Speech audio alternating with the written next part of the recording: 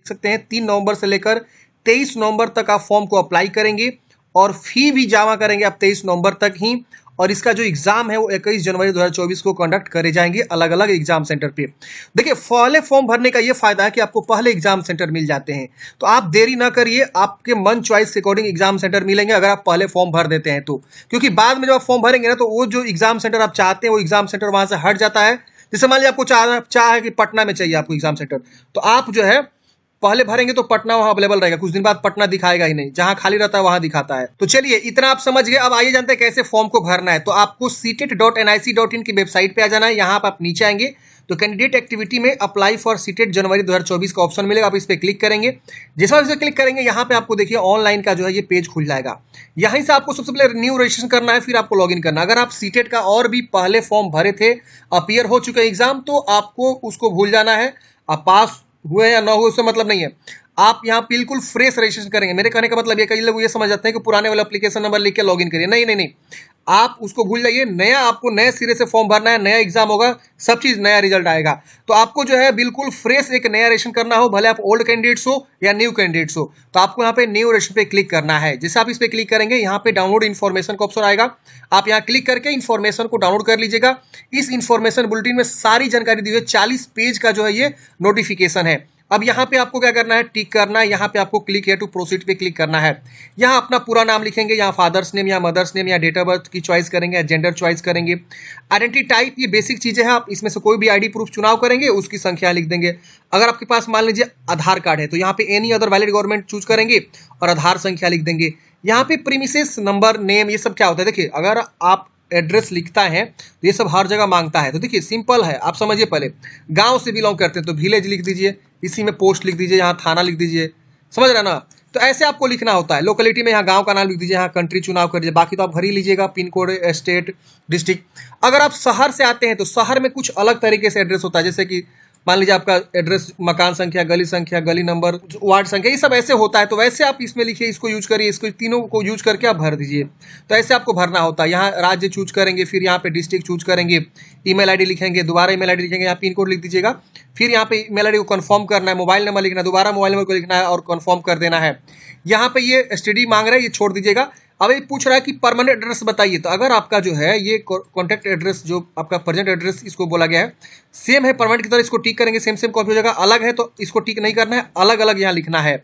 यहाँ एक पासवर्ड आपको बनानी है, पासवर्ड 8 से 13 कैरेक्टर का लॉन्ग होना चाहिए, upper case, lower case, numerical value, इसमें से कोई एक स्पेशल कैरेक्टर भी होना चाहिए। तो इसमें से पासवर्ड क्या करेंगे, आप बनाएंगे, जैसा पासवर्ड चाहे वैसा पासवर्ड बना सकते हैं। सिक्योरिटी क्वेश्चन आपको यहाँ से चुनाव करना है, कुछ भी आप चुनाव कर सकते हैं और आप अपने मन के अकॉर्डिंग कुछ भी आंसर भी दे सकते हैं। फिर इस कैप्चा कोड भर के आपको सबमिट करना है। सबमिट करते हैं फ्रेंड्स, यहाँ पे आपको जानकारी को वेरीफाई कर लेना है कि जो भी आपने जानकारी दी है सब चीज सही है कि नहीं है। यहाँ पे इसको टिक कर देना है सबको, ये जो भी आपका 8 बॉक्स दिख रहा है इसको टिक करना है। फिर यहाँ आई एग्री करना है। अगर आपको एडिट करना है तो एडिट करिएगा, नहीं एडिट करना है तो send, submit and send OTP पे आपको क्लिक करना है। जैसे आप सेंड ओटीपी पे क्लिक करेंगे आपके मोबाइल नंबर पे ओटीपी चला जाएगा 6 डिजिट का, इसको यहाँ लिखेंगे और उसके बाद से सबमिट रजिस्ट्रेशन फॉर्म पे क्लिक करेंगे, आपका रजिस्ट्रेशन यहाँ पे कंप्लीट हो जाएगा। ये देखिए मेरा हो गया, यहाँ लिख भी दिया कंप्लीटेड। यहाँ पे आपको एप्लीकेशन नंबर भी मिल गया, यहाँ पे आपका नाम ये सब दिखा रहा है। अब क्या करना है आपको, यहाँ पे अब ईमेल को वेरीफाई कर लेना है। मोबाइल तो ऑलरेडी वेरीफाइड हो गया ओटीपी, अब आपको ईमेल वेरीफाइड पे क्लिक करना है। यहाँ पे जो है आपका ईमेल जो है इस तरह से दिखाएगा, आपको यहाँ पे कैप्चा कोड को भरना है और उसके बाद से यहाँ पे जो है सबमिट पे क्लिक करेंगे, आपके ईमेल पे ओटीपी चला जाएगा। ओटीपी सेंड करेंगे तो इस प्रकार से आपके ईमेल पे ओटीपी चला जाता है। आप ओटीपी को यहाँ लिखेंगे और उसके बाद से आप वेरीफाई पे क्लिक करेंगे तो ओटीपी वेरीफाई हो जाएगा। उसके बाद से आपको यहाँ पे गो टू होम पे आ जाएंगे, यानी आप फिर डैशबोर्ड पे आ जाएंगे। ईमेल वेरीफाई करने के बाद से अब आपको यहाँ पे कंप्लीट एप्लीकेशन फॉर्म का ऑप्शन मिलेगा, आप इस पे क्लिक करेंगे। जैसे आप इस पे क्लिक करेंगे अब यहाँ पे पर्सनल डिटेल्स का ऑप्शन आएगा, ये सारे स्टेप आपको कंप्लीट करने हैं। देखिए सारे स्टेप यहाँ पे दिखा रहे हैं। चलिए हम यहाँ पे पर्सनल डिटेल्स पे क्लिक करते हैं। अब यहाँ पे आपको जो है नेशनलिटी बता देना है, यहाँ कैटेगरी बताना है कि आप जनरल हैं, एससी एसटी या ओबीसी हैं। यहाँ ईडब्ल्यूएस का ऑप्शन नहीं मिलता है आपको, अगर आप जनरल चूज करेंगे तो हो सकता है आगे आए, लेकिन नहीं आता है मेरे केस में। अब यहाँ ओबीसी आपको यहाँ पे चुनाव करना है या एससी एसटी, जो भी कैटेगरी आप है अपना कैटेगरी चुनाव कर लेंगे। यहाँ पूछ रहा है are you person with benchmark disabled, अगर विकलांग है तो यस करिए, नहीं है तो नो करेंगे। Are you person with disability as a per section 2, मतलब एक सेक्शन 2 बनाया गया उसके अकॉर्डिंग आप विकलांग है तो यस करिए वरना नो करेंगे। यहाँ पे आपसे पूछ रहा है एम्प्लॉयमेंट स्टेटस, आप एम्प्लॉय हैं तो यहाँ पे एम्प्लॉयड एज अ टीचर, या एम्प्लॉयड अदर देन टीचर, दूसरी कोई मतलब एम्प्लॉयमेंट है या नॉट एम्प्लॉयड है, तीनों में से जो भी आप हैं अपने अकॉर्डिंग चुनाव करेंगे और इस कैप्चा कोड को भर के सेव एंड नेक्स्ट करना ही है। सेव एंड नेक्स्ट करते ही अगले स्टेप में सबसे इंपॉर्टेंट बात है, यहीं पे आपको समझना होता है अप्लाई फॉर। आप कौन से पेपर के लिए अप्लाई करना चाहते हैं, पेपर 1 या पेपर 2 या दोनों पेपर 1 एंड पेपर 2। तो यहाँ पे मान लीजिए आप पेपर 1 के लिए अप्लाई करना चाहते हैं तो ये 1 से 5 के लिए जब भी वैकेंसी आएगी ना टीचर की, तो उसके लिए आप एलिजिबल रहेंगे। इसमें लैंग्वेज 1 और लैंग्वेज 2 क्या है ये आपको यहाँ पे चुनाव कर लेना है। तो जो भी आप लैंग्वेज का एग्जाम देना चाहते हैं वो अपने अकॉर्डिंग देख लेंगे। फिर यहाँ पे मिनिमम क्वालिफिकेशन आपका क्या है, जो एजुकेशनल क्वालिफिकेशन 1 से 5 के लिए, तो एजुकेशनल क्वालिफिकेशन में यहाँ पे देखिए आपको आ रहा है कि सीनियर सेकेंडरी आप पास हैं विथ एटलीस्ट 50% मार्क्स के साथ, मतलब इंटरमीडिएट 50% से पास है या अपीयर है फाइनल ईयर में of 2 year diploma in elementary education. जो डीएलएड वाले होते हैं जिस भी नाम से आप जानते हैं वो पहला वाला ऑप्शन को चुनाव करेंगे। यहाँ पे जो चुनाव करना है 1 2 3 4 चुनाव करना है, लेकिन एक का मतलब क्या है यहाँ पे लिखा हुआ है। जब आप यहाँ पे आएंगे ना तो वो ऑटोमेटिक ये वाला बॉक्सा खुल जाएगा, ये वाला जैसे हम यहाँ से देखिए हटते हैं, हट गए। अब यहाँ पे मैं जैसे क्लिक किया ना ये वाला बॉक्स ऑटोमेटिक आ गया कि 1 का मतलब क्या है, 2 का मतलब क्या है, 3 का, 4 का, 5 का, 6 का मतलब क्या है, देख रहे हैं ना। तो यहाँ पे भी आपको जो है इस तरह से ऑप्शन दिया हुआ है, तो आप अपने अकॉर्डिंग देखेंगे। अब यहाँ पे 2 का मतलब है सीनियर सेकेंडरी पास है 50% मार्क्स के साथ, आपने जो है 2 इयर्स का डिप्लोमा किया हुआ है जिसको भी डीएलएड ही बोलते हैं, लेकिन इसका मान्यता जो है एनसीटीई से है, जो एनटीसी ऑर्गेनाइजेशन है उसके थ्रू है। तीसरा ऑप्शन है सीनियर सेकेंडरी पास है 50% मार्क्स के साथ और फाइनल ईयर आप पास है, मतलब 4 इयर्स वाला जो bachelor degree in elementary education होता है बीईएलएड होता है वो आप किए हैं तो आप 4 नंबर चूज करेंगे, 3 नंबर चूज करेंगे, ऐसे देख रहे ना। इसके बाद से आपका जो है सीनियर सेकेंडरी यानी 12वीं पास है 50% मार्क्स के साथ और आपने डिप्लोमा इन एजुकेशन किया हुआ है स्पेशल एजुकेशन 2 साल वाला, तो भी आप यहाँ पे फॉर्म को भर सकते हैं। 5वां है ग्रेजुएशन अगर आपने किया हुआ है, तो यहाँ पे देखिए 5 वाला ऑप्शन यहाँ पे नहीं आएगा। क्यों नहीं आएगा, सरकार ने एक रूल बना दिया है, सुप्रीम कोर्ट ने, आप सबको पता होना चाहिए। 1 से 5 में वही लोग फॉर्म भरेंगे जो डीएलएड किए हैं। तो यहाँ पे जो है ना 4 ही ऑप्शन आ रहे हैं। आप सोचेंगे कि यहाँ तो 5-6 तक दिया हुआ है, लेकिन सिर्फ यहाँ 4 ही ऑप्शन आ रहा है। जी हाँ दोस्तों, आप 1 से 5 में तभी फॉर्म भरेंगे जब आप सिर्फ 12वीं के साथ साथ डीएलएड किए हो। बाकी अगर कोई ग्रेजुएशन के साथ बीएड किया हो, ग्रेजुएशन के बाद बैचलर डिग्री इन एजुकेशन किया हो, तो वो फॉर्म यहाँ पे नहीं भरेगा। यहाँ देख सकते हैं ऑप्शन 4 ही तक आ रहा है। 4 तक जो है आपका सिर्फ डीएलएड वगैरह का ही ऑप्शन है, वही 4 ऑप्शन आ रहा है। तो आप अपने अकॉर्डिंग यहाँ से चॉइस कर लेंगे और फिर यहाँ पे क्वालिफाइंग एग्जामिनेशन में बताएंगे कि डिप्लोमा इन एजुकेशन किए हैं, डिग्री इन एजुकेशन किए हैं, तो यहाँ पे सिर्फ आपका डिप्लोमा आएगा, देख रहे हैं ना। तो ये आपको ऑप्शन यहाँ पे आएगा, देख रहे हैं। तो ये यहाँ पे आपका चुनाव कर लेना है। अब मान लीजिए, अब यहाँ पे एग्जाम सेंटर की चॉइस करना। अब मान लीजिए आप पेपर 2 के लिए देना चाहते हैं, तो पेपर 2 के अकॉर्डिंग यहाँ पे ऑप्शन आएगा। पेपर 2 में देखिए यहाँ पे 6 से 8 के लिए होता है विषय। अब इसमें देखिए 8 तरह की जो है क्वालिफिकेशन जो किया है वो यहाँ पे फॉर्म भर सकता है। तो अब 1 का मतलब हो गया ग्रेजुएशन आपने किया हुआ है और साथ में 2 साल का डिप्लोमा किया हुआ है, वो भर सकता है।